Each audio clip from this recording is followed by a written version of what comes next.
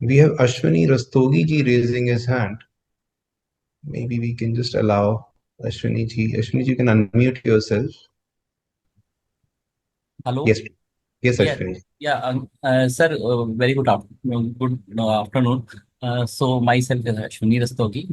Uh, I have just going through one audit for NBFC.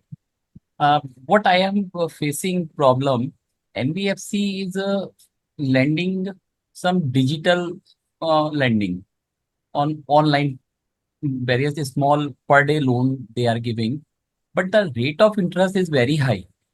So my question is that, is there any capping from the RBI side, or the NBFC is free to charge any rate of interest, maybe 50% or 100% a year? Yes, NBFCs are free to charge any kind of interest rate. And when we see, like, even if we see the section 50 of extortionate transactions, the definition of extortionate transactions, that is not applicable to NBFCs. So NBFCs are doing business with the consent of the borrower, and they can charge any kind of interest rate unless it actually comes under the extortionate transaction. Extortionate transactions are the one person is a situation that any other person can torsion scenario. But if it is a consensual scenario, then they can charge any kind of interest rate. So, sir, basically, as a being an auditor, they have only AUM. So let's suppose only 10% of total turnover. Then it is early alarming situation at the head of auditor also. They have only 10 crore AUM, but they earning a lot by way of interest or by way of processing fees, or there are many other charges. So it is a emphasis matter as before the auditor also. So we should raise this point in the auditor report. How we can? So I think first of all, you have to see whether that company falls into any kind of definition of NBFC or not. Like as I said, the in case you would go through our episode 171, where we discussed the 50-50 test. In case you find that this company is coming under that test, or in case you find that this company is actually engaged in an activity which we discussed, any of the activity which we discussed, and especially the aggregator. The aggregator is one thing that we discussed today, and then is the because see, the aggregator, they are operating through apps. So all these fintech companies, these are all considered as the NBFCs. But once this company is NBFC, then probably as an auditor, you have to look into the all the regulations, prudential norms, then the asset classification, and the reasoning requirement.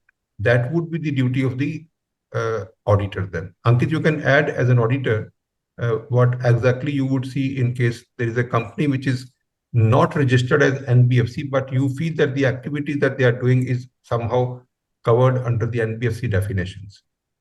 The Companies Act is very clear that now the auditor is required to look into and flag any issues at all. And so that's, of course, the given. Secondly, in case you look at Caro is also very specific and asks a very specific question to the auditor who is auditing, any sizable company, that whether the NBFC regulations are applicable to this company, and if they are, whether the company is, registered as an NBFC or not. So it talks about that. So therefore, the compliance with respect to these regulations are very much part of any audit process. Wherever we kind of audit companies where the NBFC registration is applicable, we have to look into that as an auditor. Thank you, Ankit ji. Thank you, sir. Yes. Good morning, everyone, and welcome back to our weekly webinar series. At episode number 172 today, we are about to discuss the various types of NBFCs. Over to Anil, sir. Thank you, Ankit. So this series, which is focused on NBFCs, and we are getting feedback that this is very important for the industry, because see, there are about 10,000 NBFCs in India, and there are about 10 categories of NBFCs based on the activity, and also there are other kind of categories of NBFCs based on accepting deposits or not, and also based on their size. So I was getting feedback that there is a need for such kind of education series on NBFCs, because there may be huge number of employees working with NBFCs, or students, or various people who actually, even the depositors who deal with NBFCs and give their money, hard-earned money, to NBFCs.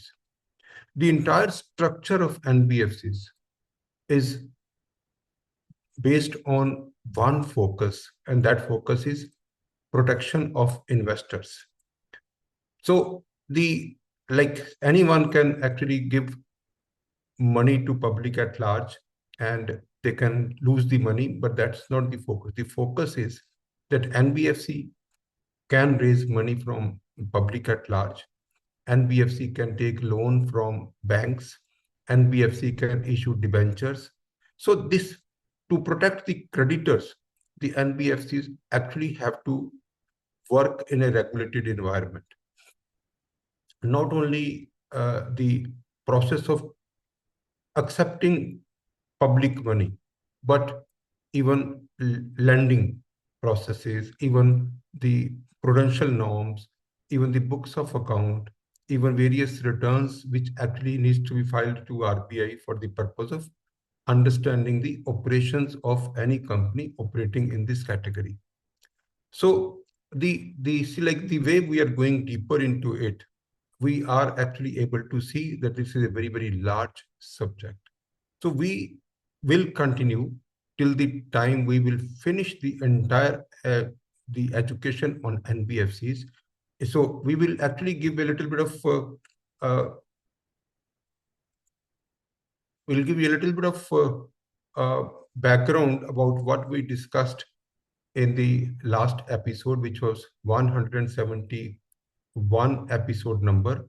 And anyone who has joined this series late definitely should go back to our YouTube channel by the name of AAA Insolvency, and you will find that episode 171, so that you don't miss anything, and then you would be able to relate what we are saying today. So in the first episode, we only will spend about 1 minute on what exactly we discussed in the last episode. It's a 90-second feed, like kind of flashback. And then we discussed what exactly is an NBFC. And we said that NBFC is not a bank, but it is kind of, but not even informal. So the NBFCs need to be a registered company under the Companies Act, and also it needs to be regulated. It should be a registered with certificates of registration from RBI is also required for becoming an NBFC. Then we also discussed like what is the test of a company, and what is the test of a company, and what is the requirement of a company to get registered as NBFC. So we also saw this 50-50 test, 50% of the assets or 50% of the financial income that actually would be required, to get a company a certificate of registration. We also discussed that the NBFCs cannot have saving accounts, current accounts. It cannot issue any checkbooks, or it even cannot give the deposit insurance. And but then even if these are a little bit of kind of limitations of NBFC, but still the NBFCs are in fact very, very popular in tier 2, 3, and tier 4 India. So therefore, we actually saw that how the NBFCs evolved over the last maybe 50 years or 60, 70 years. But then we actually can see that the RBI in fact started the RBI Act in 1964, actually got implemented in 1966, and then NBFC directions also were issued by RBI in 1998. Then the size-based regulations, that was in 2022, and then master directions, which was consolidated master directions in 2023. So this is what we studied, and also we said that how important these NBFCs are with 52 lakh crore credit outstanding, and in fact catering to the most important uh, part of the Indian economy, that is they are catering in a big way to MSME, and they are also catering to housing, like the individual housing. Everyone would like to have a house. So the NBFCs are actually playing a very greater role in home financing. Gold loan is something which is a requirement. Somebody has an urgent requirement. Nobody can give a quicker gold loan other than a NBFC. And microfinance, where the Indian public sector banks or private sector banks could not reach, and to compete with the old Mahajani system, who used to charge extortionate interest rates. So those are also now the microfinance companies which have now registered with the RBI. Now, going forward, now we need to understand the first of all, in case we understand the structure of NBFCs in India, then only we can master this sector. When I say mastering this sector, that means the anyone who would like to understand overall NBFC concept in India, maybe he's an employee or dealing with any kind of this industry, but this understanding the regulatory structure of NBFCs is in fact essential to navigate India's financial sector.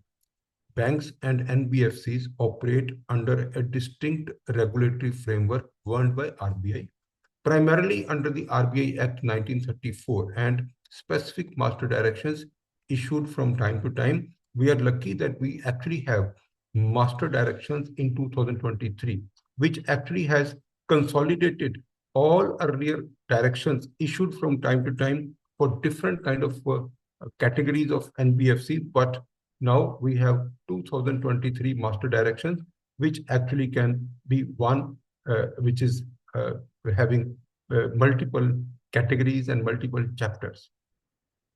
Looking into the broader structure of NBFCs in India as per RBI, as far as this classification system is concerned, the first classification that we touched this issue in our episode number 171 also, but we are now just giving one more minute so that to give you a little bit recap. The first basic classification system is based on the activity level, activity nature of the NBFC. That can be lending, that can be investment, that can be microfinance, that can be infrastructure, and there are various other categories we will discuss. In fact, there are about 10 category-wise classification of NBFCs. And then the second classification is access to public funds, whether they are accepting public deposits or not, or actually they are issuing debentures or not. That is where the second category is there. And in this category, there are only two categories. So both based on this parameter, there are only two categories. One, NBFC is accepting public money, NBFC is not accepting public money. So then the third categorization is basically systemic importance and scale-based regulatory network framework, which was introduced. Now, the scale-based regulatory framework is also one concept which was introduced by RBI in 2022, which is scale-based risk assessment and then making directions and regulations for protecting that kind of risk. So see, the classification is, these classifications are not really academic. These classifications are actually determines the registration requirement of NBFCs. Also, what kind of prudential norms are applicable, what kind of governance obligations are applicable, and how much is the regulatory supervision applicable to each category of NBFC. So all these categories, for different categories, there are different norms, governance, regulatory supervision required. We will touch each and every regulation, may it be coming from the specific law, like the RBI Act, may it be coming from the directions issued by the RBI from time to time, may it be any other relevant law applicable to those NBFCs. We would be covering all this one by one. So there will be at least 10 episodes which will govern each category of the NBFCs, and we will deal with each category of NBFC specifically, and we will touch base all these issues for that category of NBFCs. As I said, prudential norms, governance, regulatory reasons, requirement of registration, everything. So that is what is the total subject of NBFCs. And I believe as we grow gradually, as we go on, everyone will start understanding that this is very important for everyone, to whosoever has any interest in NBFCs, to reach out to this kind of free education. Then we kind of understanding the types of NBFCs that tells the whole story mapped to regulatory norms. Now, why this kind of diversity within the NBFCs? Why this kind of diversity within the NBFCs? Because in India's vast financial landscape, non-banking financial companies are not only monolithic group. In fact, they are as diverse in their functions as they are in their structure. While all NBFCs share the common thread of providing financial services without holding a bank license, they operate, the kind of activities they undertake, and the scale at which they function can vary significantly. And then now, in case we again we have to say that again the classification dimensions by nature of activity, what financial act services they provide, by ability to accept public funds, whether they can take deposits, by scale and systemic importance. Each of these classifications serves a regulatory and functional purpose. Now, when we see this first classification is based on the primary business activity. The first classification is based on the primary business activity. One of the most practical ways to understand NBFCs is by looking at what they do. RBI recognizes several distinct categories based on their core operations, and then we start with the first one, and that is the most common. And that is something which we can say investment and credit company. In short, it is called NBFC ICC. Investment and credit company is the first most important NBFC, and most of the companies that you see, like Bajaj Finance Limited or even L&T Finance Limited, Aditya Birla Finance Limited, Tata Capital Finance, Mahindra and Mahindra Financial Services, these are all in this category. And their description is their description as per law is, because see that the RBI direction says the NBFC ICC means any company which is a financial institution carrying on as its principal business, like asset finance, means the providing of finance, whether by making loans or advances or otherwise, for any activity other than its own, and the acquisition of securities. Now, asset finance and acquisition of security, these are the two things, and is not any other category of NBFCs as defined by the Reserve Bank of India of its master directions. Now, in this particular category, master directions of non-banking financial company scale-based regulations 2023 is applicable. Also, section 7 of the RBI directions, specific directions applicable to NBFCs, like the factors and NBFCs, investment and credit companies registered under the Factoring Regulation Act 2011, those are also applicable to these companies. So, Ankit, anything that you would like to add? Because see, we are now continuing with each category, and each category will have will give a little bit of brief, and also will give kind of which are the main companies under this category. Not all, only main, so that the audience and our listener, our viewers can understand like what kind of company that we are talking about. I Yes, think this is good. So if there are any questions that come in, I think we can take them up. But first, going through all the types and then sharing the differences between them in terms of regulatory compliance required, as well as the objective, I think that can be done first, and then we can discuss the various types and what.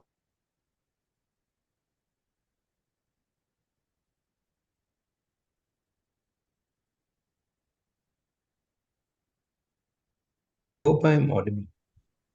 Okay, I think you are not audible. I think there was some internet issue. So I was just saying that we should continue and we should kind of talk about all the types first and then take it forward. Okay, so now I move on to the second category, which is housing finance companies. Now, in the housing finance companies, in fact, uh, regulated by Section 29A of the National Housing Bank Act 1987, and also master directions, non-banking financial companies, housing finance companies, Reserve Bank directions 2021. So these are the two regulatory provisions for these kind of companies. And NBFC is primarily engaged in providing housing finance.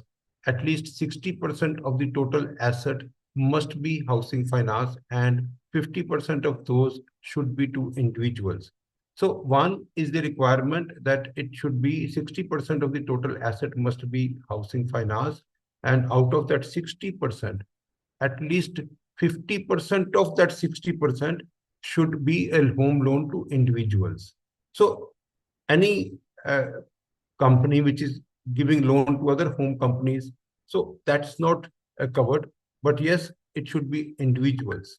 Now, there are many companies which are in fact popular in this category, and I would say again I would like to read Section 29A of National Housing Bank Act 1987 that mandates that housing finance companies obtain a certificate of registration from National Housing Bank.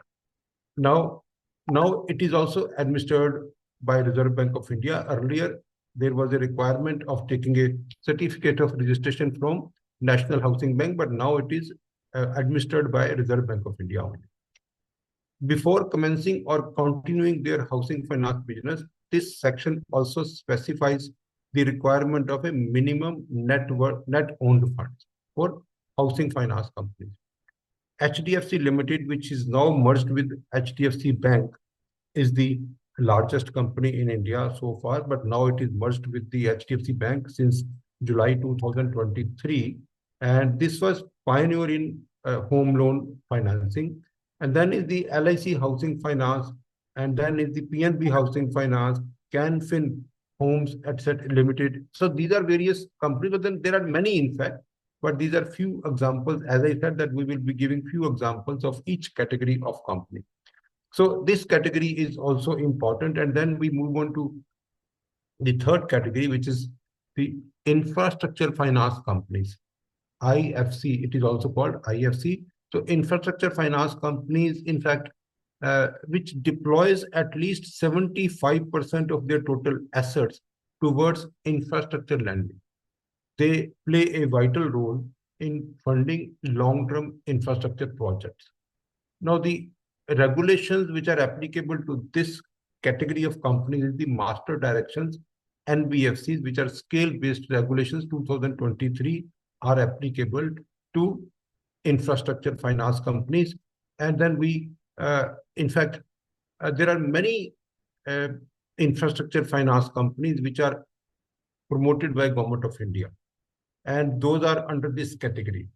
So the first very important company is the Power Finance Corporation Limited, which is again promoted and owned by Government of India.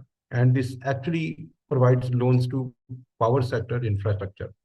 Then is the Rural Electrification Corporation Limited, again a Government of India promoted company, rural electrification, and that is also giving power infra.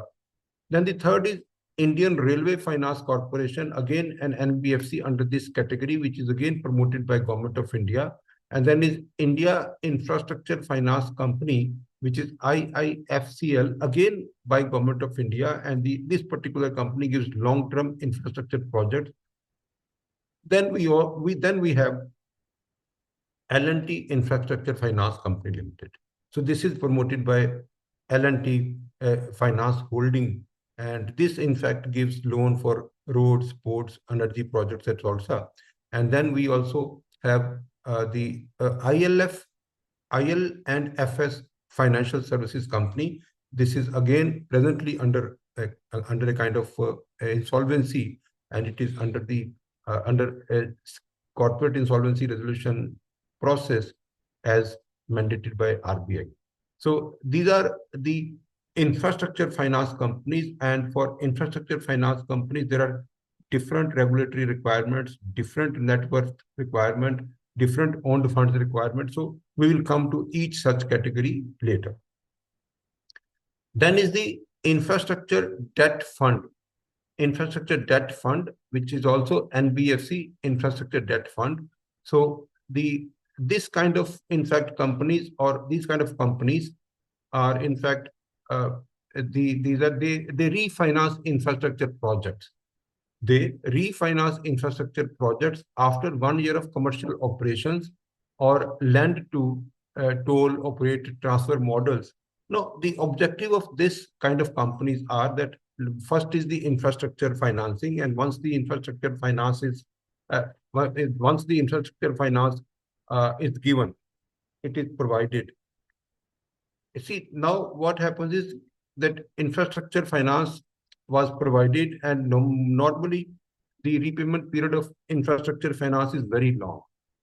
So this kind of fund is created to kind of give more liquidity to infrastructure finance companies, so that if there is any project which actually has completed 1 year of operations, and then a new fund can take over all the loan, and the infrastructure NBFC can provide loan to more companies. Otherwise, for a period like this, there are toll roads where the repayment period is even more than 20 years or 20 years, many various toll roads. So this infrastructure debt fund companies, in fact, provides long-term funds with the installments, so that the main NBFC, main infrastructure finance company, gets the liquidity. So the master directions, NBFC scale-based regulations, and again section 8 of specific directions applicable for infrastructure debt funds, non-banking financial companies, that is also again in these are the regulations. Now we can see in India there are India Infra Debt Limited. This is promoted by ICICI Bank, LIC, Bank of Baroda, City Corp. So this is basically for the refinance of operational information infra assets. Now, so let us understand that this ICICI Bank has in fact funded this company to become an infrastructure debt fund company, so that so there should not be any asset liability mismatch in the main bank or in the NBFC. So any long-term repayment obligation actually should get shifted to infrastructure debt fund companies. So another company is L&T Infra Debt Fund Limited. Another company is IIFCL Mutual Fund. Then is the Kotak Infrastructure Debt Fund Limited. Then is the Edelweiss Infrastructure Yield Plus. So what are these? See, basically, once an infrastructure project is fully operational, after 1 year of successful operations, then the main lender to the infra project will be selling its total asset to infrastructure debt fund, so that the infrastructure debt fund can raise long-term funding and also will have long-term assets, so that the asset liability is not mismatched. That is what is the objective of this infrastructure debt fund companies. Going forward, we also have now the core investment company, CIC. No, CIC is again something which is popular, right? Since long, we can actually see there are many CIC in India, and then we can actually talk about like the most important that everyone knows is Tata Sons Private Limited. It is the core investment company of Tata Group. So we actually can see the definition of core investment company as NBFCs holding at least 90% of net assets in group company investments. 90% of net assets in group companies investment and at least 60% in equity instruments or convertible equity instruments, and they do not engage in trading but only hold or promoters group entities. Now, the master directions, separate master directions, core investment companies, Reserve Bank master directions 2016 are applicable, and these directions apply to every CIC, every core investment company, that is to say, a non-banking finance company carrying on the business of acquisition of shares and securities. Now, in fact, when we see the kind of definition, it is a little bit of very detailed and elaborate definition. I would only say the core investment company is an NBFC carrying on the business of acquisition of shares and securities with which satisfies the following condition. Now, the first condition is that it holds not less than 90% of its net assets in the form of investment in equity shares, preference shares, equity share, preference share, or loan in the group companies. Equity share, preference share, or loan in the group company. Now, the second condition is that it investments in equity shares, including instruments, which is compulsorily convertible into equity shares within a period of not exceeding 10 years from the date of issue in group companies and the units of infrastructure investment trusts. Now, the Tata company, Tata Capital, Tata Sons, in fact, has investment made in various investment trusts. So this company will hold the kind of share, the whole the units of trust also they will be holding, and as a sponsor.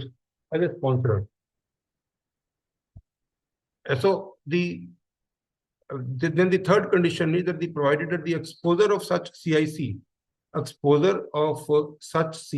towards this investment trust shall be limited to their holdings as sponsors and shall not at any point of time exceed the minimum holding of units and tenure prescribed in this regard by SEBI. So we'll come to this various details later on. The only thing that today I can say that this Tata Sons Private Limited, this is a company of Tata Group.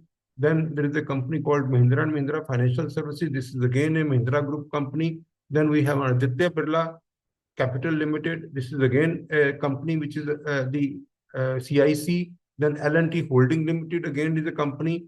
The Reliance Capital Limited was also at one point of time core investment company, but presently that company is under insolvency resolution with the mandate of RBI. Similarly, Shriram Capital Limited is also a company like this. Bajaj Holding and Investment Company is also a company like this. So these are the core investment companies which are, these companies are investing 90% of the net assets into the group companies, maybe shares, equity shares, preference shares, or even the debt. Then comes is the microfinance institutions. Microfinance institutions, in fact, Ankit, I think we have some questions as of now. So we have two questions. One is, can you please elaborate on the requirement of increasing of share capital up to 3 crores by 31/3/25 and up to rupees 10 crores by 27, and consequences in case of non-increase by the above mentioned date? So I think the capital requirement for NBFCs is what we are talking about. Then we have whether IPRCL, Indian Port, Rail and Ropeway Company, which appears to be a government corporation, is an NBFC, and whether it is subject to IBC provisions. So IPRCL doesn't seem to be a financing company from its name, but we can still check. Indian Port, Railway and Ropeway Company might be into finance, but yes, the name in itself does not say that. So we will have to check that separately. IVRCL, I think it is under liquidation as of now. IPRCL. I think IVRCL, maybe that he say IPRCL, we don't have any understanding about this company. No, I can check on company that we know. It's a company presently under liquidation, I believe. to add what you're saying, like I also did a bit of study on the NBFC structures. Now, many banks have parallel NBFC structures in place. Like HDFC, of course, started as an NBFC, as HDFC Limited, then created a bank, HDFC Bank Limited. The bank became larger than the entire NBFC itself. But they also in 2007 created what we recently was listed is called HDB, HDB Financial Services Limited. So that also got listed recently. And I was reading up about HDB when the IPO came out, and I found out that in 2007, HDFC created this entity with the idea that they would want to capture the lucrative retail market without having different policy or without diluting their own bank's policy to kind of play safe and have stricter regulations in place with respect to funding. So, what many banks do is that because the banking system is subject to higher regulation, they go to an NBFC framework to kind of give loans to those people who are having lesser credit history, where an alternative way to judge credit history is available. So, in case you look at Bajaj Finance model, that model has become very popular because it kind of looks at technology and looks at simple credit history which is available for people, and then gives very innovative financing to those people, even though the risk is high there, but also then the returns are higher to the finance companies. So innovative products such as those are limited in terms of what banks offer, but yes, those are available there. So that's important to understand that, and I think with respect to all these different types of NBFCs that we're talking about, all these are targeted to kind of boost a specific sector. So in case we are talking about microfinance institution, then at some point in time the regulations came in to kind of maybe create a lower entry barrier as compared to the NBFC, the full-fledged NBFC, and allow for microfinance institutions to kind of have a different structure for the purpose of improving finance to the root level basic people. So again, here the target household should have an annual income of up to 3 lakh rupees. So we're looking at very small loans here in microfinance. Similarly, infrastructure financing, different problems occur at different points in time. So all those have been catered through these models. In like even in housing finance companies, at one point in time, there must be a thought process that banks are not able to service the riskier housing loans that people want to take, and let's have an alternative structure which is available. So we see LIC Housing Finance as a big participant or big player. We also do a lot of valuation work for them. We see various other housing finance companies which kind of concentrate on housing finance. We also have a question that um, I think apart from this, we can say that what are the registration requirements for base layer NBFC ICC like 𝐄𝐦𝐚𝐢𝐥, etc. So we can answer that, Deepak ji, that what are the various requirements or RBI regulations that are required to be maintained by any NBFC in all these categories. I think that will also solve this issue. Are there any NBFCs that provide funding in the form of equity infusion into subsidiary company? Yes, I think we just talked about that there are investment NBFCs that allow for equity infusion into subsidiary companies. So yes, we just talked about that. So a group company or a group holding entity will normally have that kind of a structure.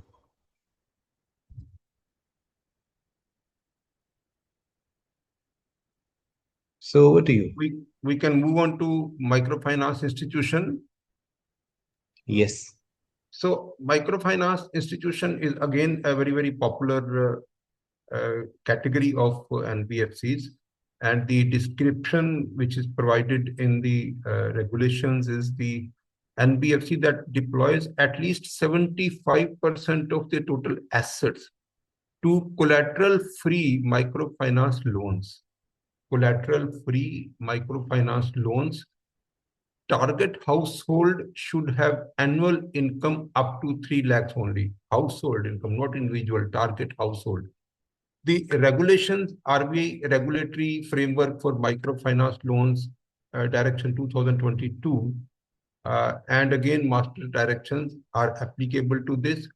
But in case we see the detailed definition of microfinance loans, which is defined as a collateral-free loan given to a household having annual household income up to rupees 3 lakhs. For this purpose, the household shall mean an individual family unit, that is, husband, wife, and their unmarried children. Husband, wife, and their unmarried children are the individual family unit, and all collateral-free loans, irrespective of end use and mode of application, processing, dispersal, either physical or digital channels, provided to low-income household, that is, household having annual income up to 3 lakhs, shall be considered as microfinance loans. And to ensure collateral-free nature of the microfinance loans, the loan shall not be linked with a lien on the deposit account of the borrower. Should not be linked on a deposit account of the borrower, and the NBFCs shall have a broad NBFC shall have a board approved policy to provide the flexibility of repayment periodicity on microfinance loans as per borrower's requirement. So there is a possibility of flexibility in the repayment periodicity.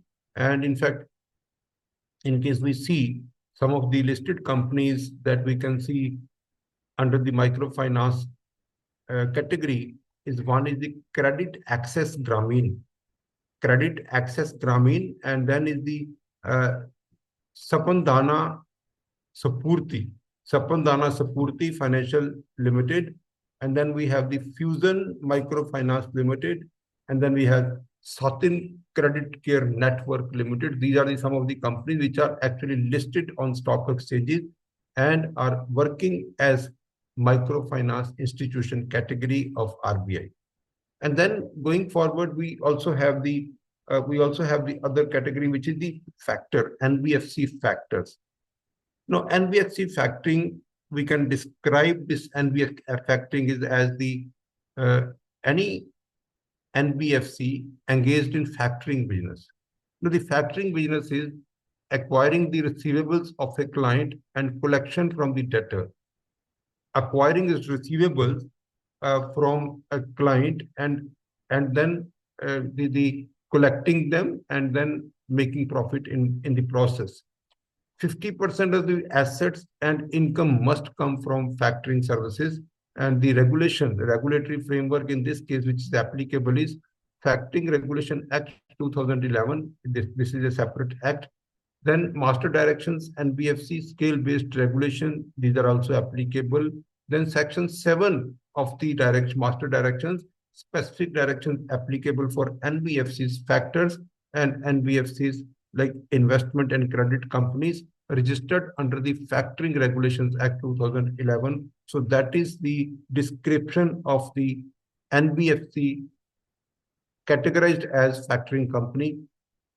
And the factoring business is defined separately, and it means the business of acquisition by way of assignment of receivable of assigner for a consideration for the purpose of collection of such receivables or for financing, whether by way of making loans or advances or otherwise against such assignment, but it does not include credit facilities provided by a bank or NBFC in the ordinary course of business against security or receivables. It also does not include any activity as commission agent or otherwise for the sale of agricultural produce or goods of any kind whatsoever, or any activity related to the production, storage, supply, distribution, acquisition, or control of such agricultural products or goods or provisions of any services. Now, these are like some of the factoring companies. In fact, the very large old company was set up by IFCI, which is India Factoring and Finance Solutions Private Limited, and also SBFC, SBFC Finance Limited. So these are few names that I could gather, and that is what is the NBFC, which is engaged in the factoring business. And now we have a different category, which is mortgage guarantee company. See, government at one point of time thought that there should be a mortgage guarantee company which provides guarantee on housing loans. So at least 90% of the turnover or the income must be from mortgage guarantee. So in fact, in this process, National Housing Bank was also set up. National Housing Bank had this role only to provide mortgage guarantee to all those entities who are into home loan. So there is a mortgage guarantee companies Reserve Bank Directions 2016. Those are applicable to this. And then we also have a couple of companies like uh, uh, India Mortgage Guarantee Corporation and National Housing Bank. These are the few companies that we try to understand that these are the companies which are under this category. Now, the mortgage guarantee company, in fact, means a company registered with the RBI as mortgage guarantee company, which primarily transacts the business of providing mortgage guarantees. So this is the mortgage guarantee company, and then we move on to the standalone primary dealer. Standalone primary dealer, RBI in fact described this category as authorized by RBI to deal in government securities like GSECs, required to participate in auctions and maintain market making obligations. Then is the regulatory reference like the master directions, standalone primary dealers, Reserve Bank Directions 2016 is applicable to the standalone primary dealer. Now, the standalone primary dealer presently that we have, so they primary dealers are like, see, they actually have been granted authorization to undertake the primary dealer activities in the government securities. And then is the standalone primary dealer may even undertake a set of core and non-core activities which are clearly defined. The SPDs, as we call in short, the standalone primary dealer, the SPDs support GSEC market, both primary and secondary, through various obligations like participating in primary actions, market making in government securities, predominance of investment in government securities, achieving minimum secondary market turnover ratio, etc.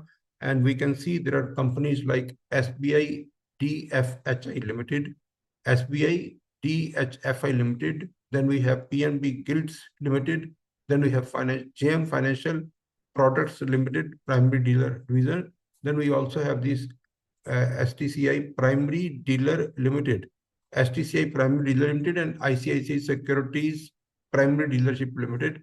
So these are the companies which falls in this category of standalone primary dealer, SPD, and the regulations are separate for this, and we will actually discuss regulations for each and every such category. Then we have non-operating financial holding company, non-operating financial holding company, which is NOFHC. And the description of this kind of category is that the holding structure which under which new private sector bank must operate. A holding structure, it was made by RBI, like when they were actually saying that there should be some risk protection against the private bank. So they actually framed this structure of non-operating financial holding companies. It holds shares in the bank. So the main objective of this company is it holds shares in the bank and other financial subsidiaries. No, this is, you can also say that this is a main company, and then this company invests in bank and also the other financial institutions, and also in some other circumstances, somebody can fund. Regulations which are made for this category is the guidelines for licensing of new bank in the private sector. Then is the applicable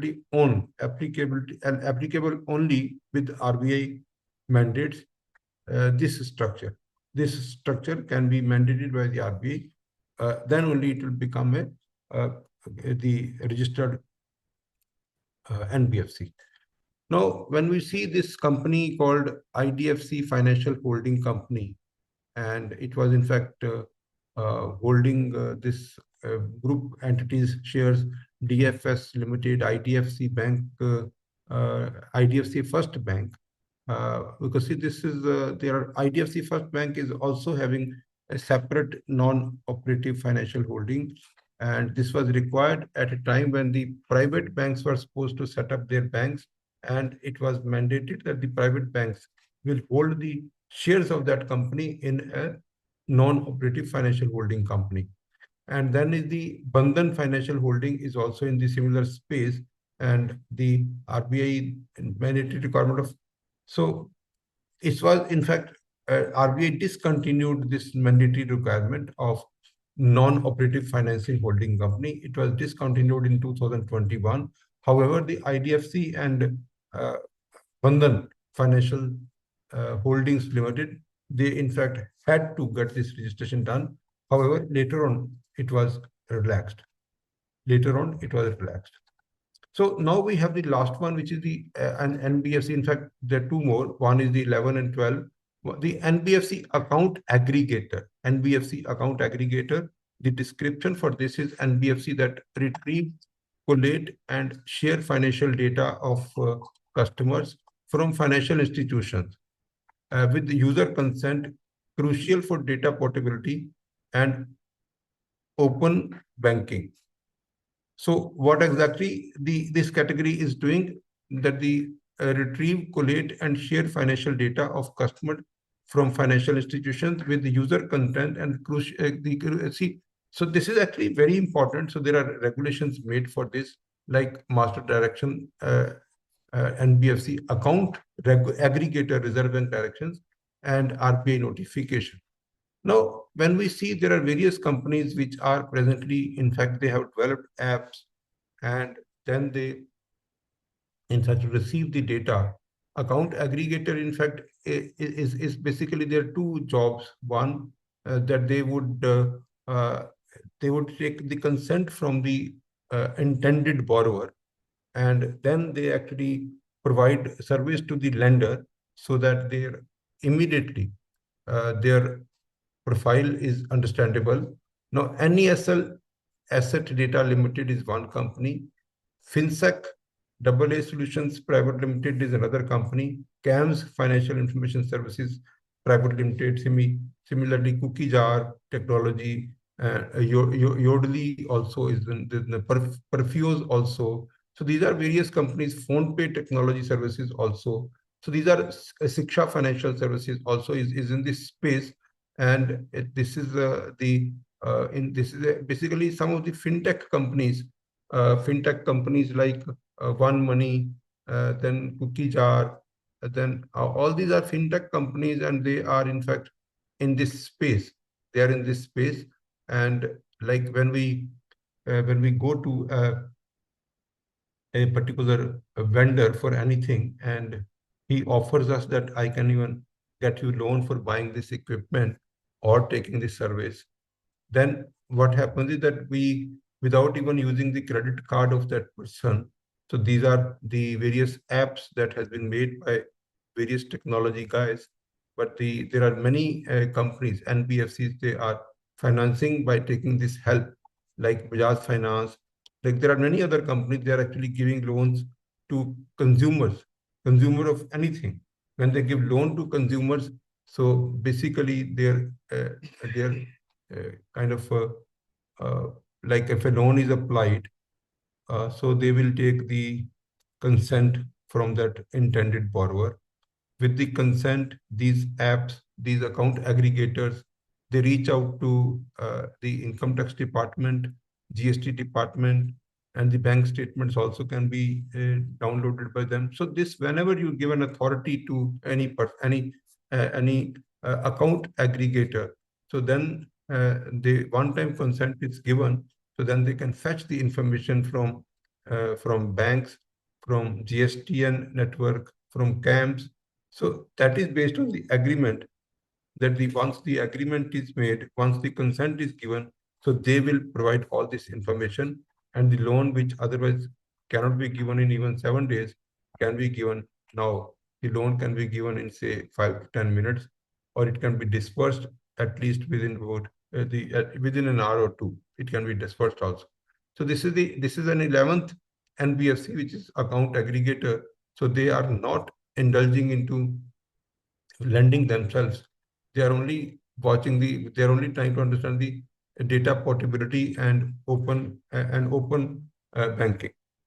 Now, the other company that we have is the NBFC peer-to-peer lending platform. Peer-to-peer lending platform, and this is the definition of this company under the directions and RBI Act is it operates online platforms to connect individuals, borrowers and lenders, and do not lend directly, only facilitate loans, contract, and handle escrow services.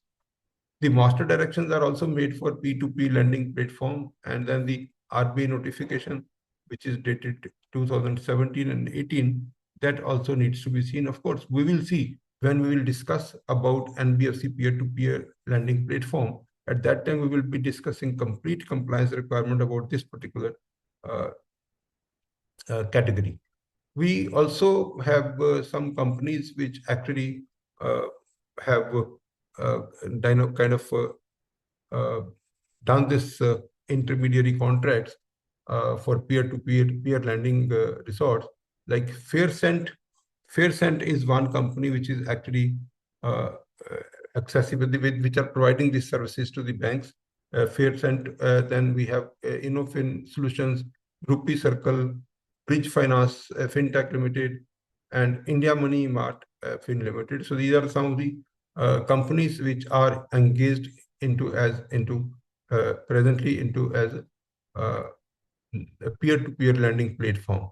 Now, in peer-to-peer is only connecting individual to borrowers, individuals to lenders, and this particular company, whosoever is giving this peer-to-peer lending platform, will not be involved.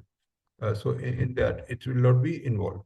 So now coming to this another, Ankit, I think we can take some questions and then we move on to a little bit of further elaboration. Sure. So I think with respect to then we are looking at most common combinations of categories which mid-sized businesses houses may opt for.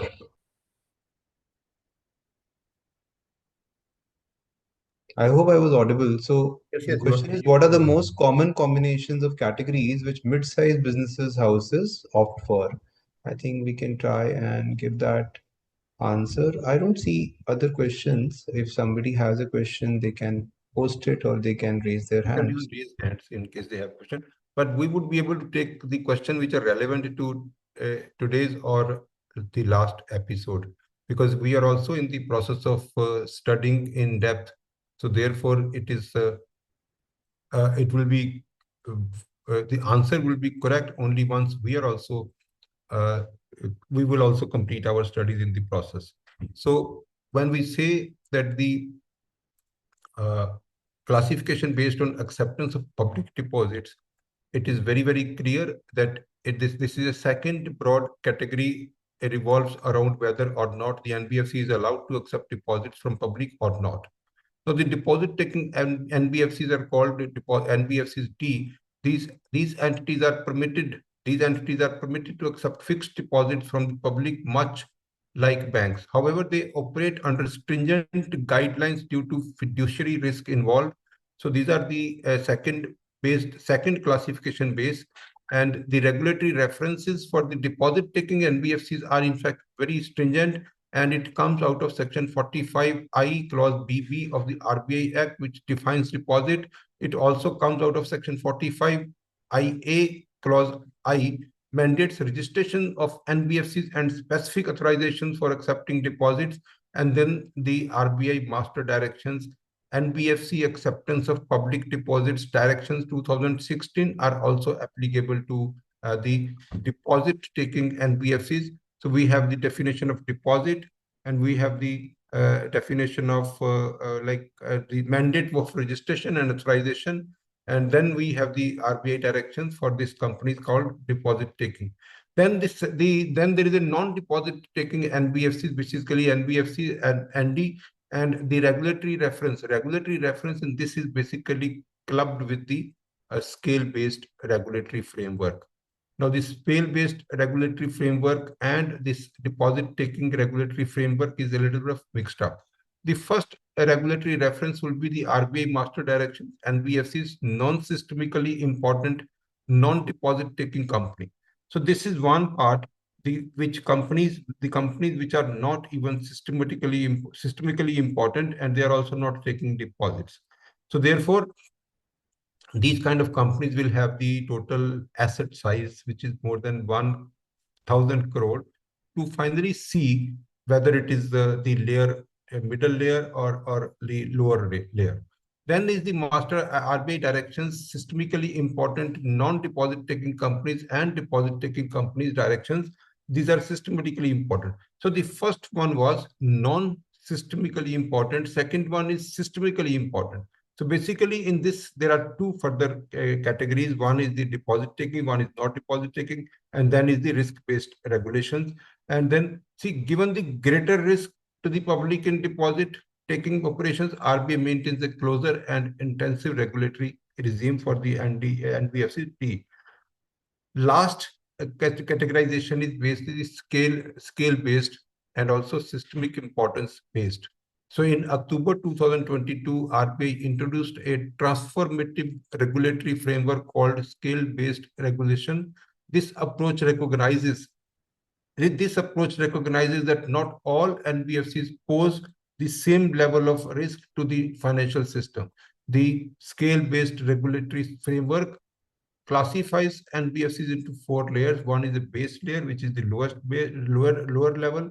Middle layer, most of the companies fall in this middle layer, and then is the upper layer. Upper layer is those companies which are specifically selected by RBI, which are systemically important according to RBI. And the top layer has not been, the RBI has not notified any company in the top layer. So the base layers, in fact, includes all smaller NBFCs, typically non-deposit taking, with an asset size below 1,000 crore. So below 1,000 crore and non-taking, non-public money, that is one is the base layer, and the mid layer is that either the asset size is more than 1,000 crore, or the deposit taking company that comes in middle layer. And we have as far as the upper layer is concerned, it is only and only as the RBI kind of identify. In this category, in fact, includes large NBFCs identified as systemically important by RBI and systemically significant. These entities are subject to enhanced governance and risk management norms similar to those imposed on banks. Now, the example includes like Bajaj Finance, Tata Sons, etc. As I said, the top layer is not yet given. Any company has not been taken into the top layer. Now, we will understand now the features of various companies in our coming episode. The only thing that we can say is the legal identity and the principal business requirement is under the Companies Act, and also the company must have a registration of the certificate of registration, COR, and the principal business equity is 50% asset, 50% income. That is also applicable, important. And then the regulations which are in fact made under the RBI Act 1934, that is applicable to different companies in a different manner. So the companies do have a registration requirement as certificate of registration. That's what is required. So generally there is a prohibition on demand deposits. That's like we have already said, that the NBFCs cannot have demand deposits. It cannot have saving account. It cannot have current accounts. And this is only the deposits that actually can be accepted by NBFCs must be a kind of fixed term deposit.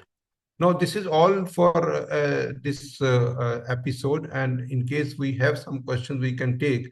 And from the next episodes, we will be coming up with the 1 category, 2 category, 3 category, and in the one episode we will be discussing all the regulatory compliances, all the requirements for registration, etc. in each episode, and we will cover 12 uh, 12 episodes giving information about each category of NBFCs. Yes, Ankit.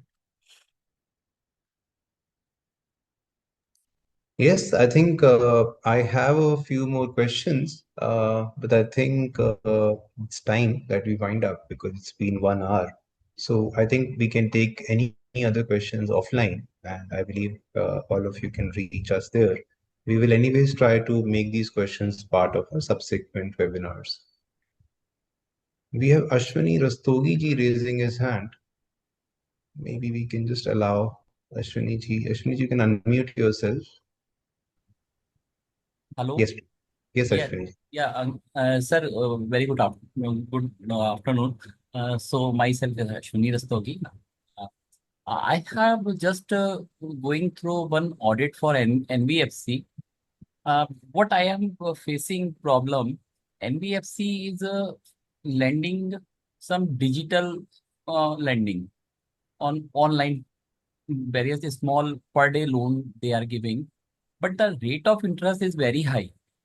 So my question is that, is there any capping from the RBI side, or the NBFC is free to charge any rate of interest, maybe 50% or 100% a Yes, year? NBFCs are free to charge any kind of interest rate. And when we see, like, even if we see the section 50 of extortionate transactions, the definition of extortionate transactions, that is not applicable to NBFCs. So NBFCs are doing business with the consent of the borrower, and they can charge any kind of interest rate unless it actually comes under the extortionate transaction. Extortionate transactions are the one person is the kind of in a situation and that any other person can that's a like extortion scenario. But if it is a consensual scenario, then they can charge any kind of interest rate.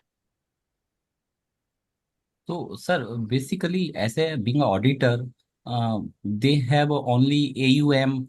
So let's suppose only 10% of total turnover. Then it is early alarming situation at the head of auditor also.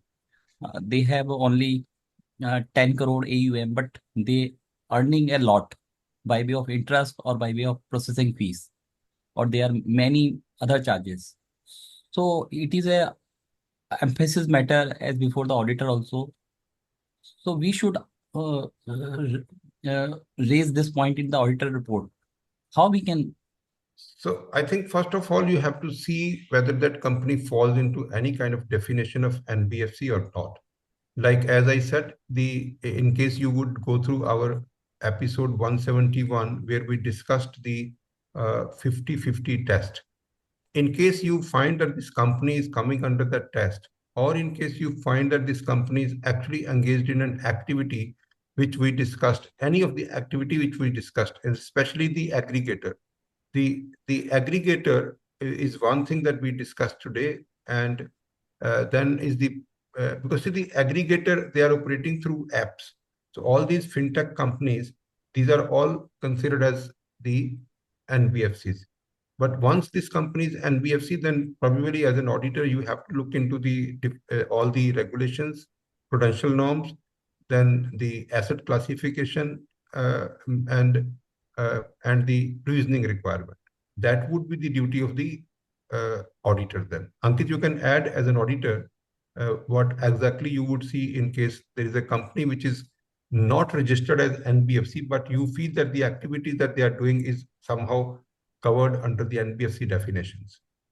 The Companies Act is very clear that now the auditor is required to look into and flag any issues at all. And so that's, of course, the given. Secondly, in case you look at Caro is also very specific and asks a very specific question to the auditor who is auditing, any sizable company, that whether the NBFC regulations are applicable to this company, and if they are, whether the company is, registered as an NBFC or not. So it talks about that.